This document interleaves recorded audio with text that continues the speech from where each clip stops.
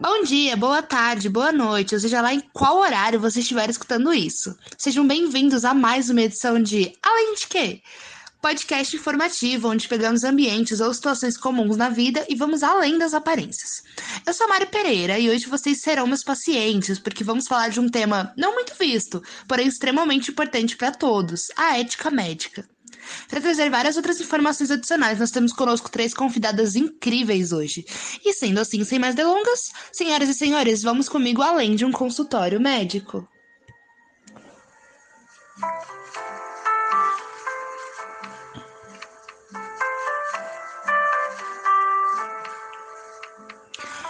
Bom, vamos dar início. Olá, Letícia. É um prazer ter você aqui conosco hoje. E por ser uma senadora formada em medicina, eu acho que você é a melhor pessoa aqui para iniciar essa discussão. Afinal de contas, o que é a ética médica e qual é a sua origem? O Código de Ética Médica inclui princípios da prática profissional e normatiza as relações do médico com os pacientes, familiares, com outros médicos, instituições de saúde e também a sua conduta no âmbito do sigilo e responsabilidade profissional. Além disso, trata de questões mais específicas no exercício da medicina, regulando a postura do profissional em relação à doação e transplante de órgãos, reprodução assistida, manipulação genética e situações clínicas terminais. Agora falando da origem, da ética médica, ela foi criada por Hipócrates, o pai da medicina. Ele escreveu um juramento no qual ele se comprometia a agir com honestidade, caridade e ciência. Antes disso, já existia o Código de Hammurabi e o antigo manuscrito indiano Ayurveda, que falavam sobre conduta médica. Nossa, é incrível saber que uma coisa que foi planejada há milhares de anos é mantida até hoje, mas também é inegável a importância que a ética médica tem na convivência humana. E um exemplo muito recente foi durante esse período de pandemia, onde os médicos tiveram que se adequar a novas normas, a todo um novo projeto para que não interferissem nesse código, certo? Então, agora na pandemia, os médicos devem estar atentos e se resguardar mais do que nunca, com o intuito de evitar qualquer infração ética ou até mesmo praticar crimes constantes no Código Penal brasileiro. É muito interessante como a ética médica não é um assunto tão pautado nos dias de hoje, mas a urgência em debatê-lo ainda é enorme, pois vemos vários casos de assédio, violência médica a pacientes. Então se faz necessário esclarecer tudo e perguntar: Letícia, o que é a falta de ética médica e como a gente pode identificá-la? Então, a falta de ética médica seria um conjunto de ações que vai contra o Código de Ética. Não ter relação médico-paciente, realizar abortos não legalizados, não se relacionar bem com seus colegas de trabalho. Uma situação muito comum também é quando um médico erra em algum procedimento que ele ia fazer, ou ele atende mal um paciente e outro médico acoberta essa situação só porque tem uma amizade, entendeu? Isso é uma situação que acontece muito mais do que a gente imagina. É muito frequente. Infelizmente, é uma coisa muito frequente. E também é falta de ética médica. Porque a justiça deixa de ser feita. Entende? Para a gente conseguir identificar, a falta de ética médica, ela começa já na faculdade mesmo, com pequenas ações, como copiar textos da internet ou registros médicos eletrônicos dos pacientes. Então a gente tem que estar sempre atento, sabe? Uma das falhas mais graves na ética médica é o assédio a mulheres em consultórios, hospitais e pacientes que estão em coma. É um problema tão grave e comum que nós temos até uma série na Globo que fala sobre isso, que estava passando no ano passado, na TV inclusive, que o nome dela é Assédio. Eu queria deixar um adendo aqui, uma coisa que assim, a ética médica é um assunto muito raso quando você coloca para pesquisar no Google, sabe? É uma coisa, um tema muito difícil. Não tem informação lá. Não temos exemplos sólidos. Uma pesquisa muito difícil mesmo, porque é como se estivessem tentando acobertar toda essa história. Como se não fosse para as pessoas saberem o que é ética médica, o que é a falta da ética médica, não saberem como denunciar isso. Então, não tem o que pesquisar. É uma pesquisa muito difícil porque ninguém coloca informação suficiente na internet. Obrigada. Sim, isso de certa forma é revoltante, porque, como você mesmo disse, casos de assédio acontecem muito e como nós, sendo mulheres, nos sentimos vulneráveis dentro do consultório, se torna uma obrigação, um direito nosso saber o que deve ou não acontecer lá dentro, o que pode ou não ser uma boa conduta, e assim a gente pode identificar um assédio, certo?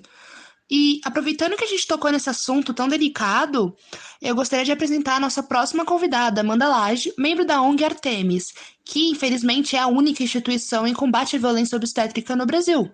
Amanda, é um prazer ter você aqui hoje, infelizmente falando de um tema tão complicado e recorrente. E eu creio que já seja óbvio a todos que a violência obstétrica é uma conduta contra a ética médica. Por isso, nós devemos alertar a mais mulheres de como saber se você sofre ou se você já sofreu de algum tipo de violência. Sendo assim, como pode ocorrer os episódios de violência obstétrica?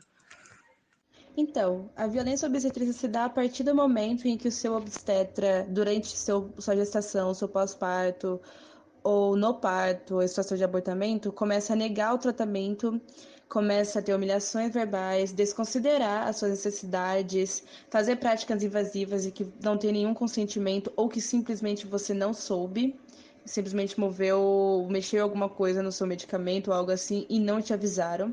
Então, também isso envolve também o uso desnecessário de alguns medicamentos. E por atender diferentes mulheres, a relação social do médico entra em vigor, porque ele tem que ter a empatia e o respeito a qualquer paciente mulher que aparecer. Porém, quando não há devido respeito, aí entramos com processo, alegando falta de ética médica, profissional e social. Conheço muitos casos de muitas mulheres que vieram com receio até mim, porque tiveram seus partos naturais recusados, forçadas a fazer procedimentos que não queriam. Sem contar que teve o assédio moral, como eu falei, desumanização e tratamento rude, o assédio sexual por envolver a ginecologia e a obstetrícia junto. E além disso, como eu mencionei, reforçando mais uma vez, devemos sempre reparar em quais medicamentos nossos médicos estão nos passando, se é adequado para a nossa saúde, se não é uma receita falsa, atestados médicos que não são prescritos por um médico. E também deve se lembrar que a relação de médico com a sociedade interfere bastante no paciente, porque ele pode ter discriminação com raça, origem, situação econômica da pessoa, status de vírus e não conformidade de gênero. Então, pode acontecer preconceitos em relação à sociedade também, não especificamente só com mulheres. Obrigada, Amanda. Por fim, mas não menos importante, há outro tipo de falta de ética médica bastante recorrente e comum no país. São os médicos que cometem fraudes em atestados para lucrar ou até falsificam remédios. E para comentar esse tema, temos a nossa ilustre convidada, Emanuele Barbosa, médica especializada em farmacologia.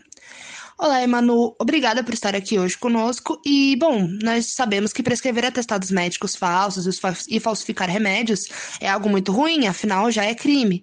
Porém, onde tudo isso surgiu e quais os riscos que pode gerar a toda a população a longo prazo? A venda de medicamentos sujeitos a controle especial sem autorização ou em desacordo com a legislação é configurada como crime e pode gerar prisão.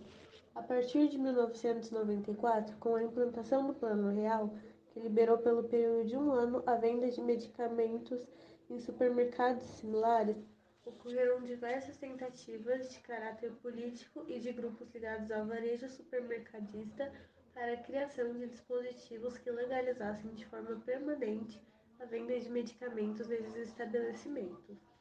Contudo, o uso de remédios de maneira incorreta ou irracional pode trazer consequências como reações alérgicas, dependência química e até mesmo a morte. Entre os riscos mais frequentes para a saúde daqueles que estão habituados a se automedicar está o perigo de intoxicação e resistência a remédios. Entende-se por atestado ou certificado o documento que tem por objetivo afirmar a veracidade de um fato ou existência de determinado estado, ocorrência ou obrigação. É um instrumento destinado a reproduzir com idoneidade uma específica manifestação do pensamento médico. O atestado não deve, em hipótese alguma, ser fornecido de maneira graciosa.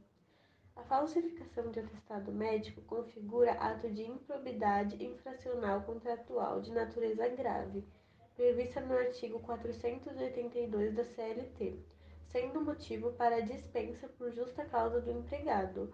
Uma única conduta reveladora da desonestidade do empregado é suficiente para romper a confiança necessária ao contrato de trabalho, tornando inviável a continuidade do vínculo de emprego. Bom, realmente não há dúvidas que a falta da ética médica é, infelizmente, um episódio recorrente, e por isso eu acho importante nós separarmos essa parte do programa para mostrar que podemos e devemos denunciar essas condutas para ter fim a esse tipo de prática ilegal e imoral. Por isso, Letícia Salata, eu te peço que nos ensine, eu e os nossos queridos ouvintes, como podemos denunciar médicos e qual é o proceder nesses casos. Então, como eu falei da denúncia, ela pode ser feita pessoalmente na sede do conselho ou nas delegacias regionais.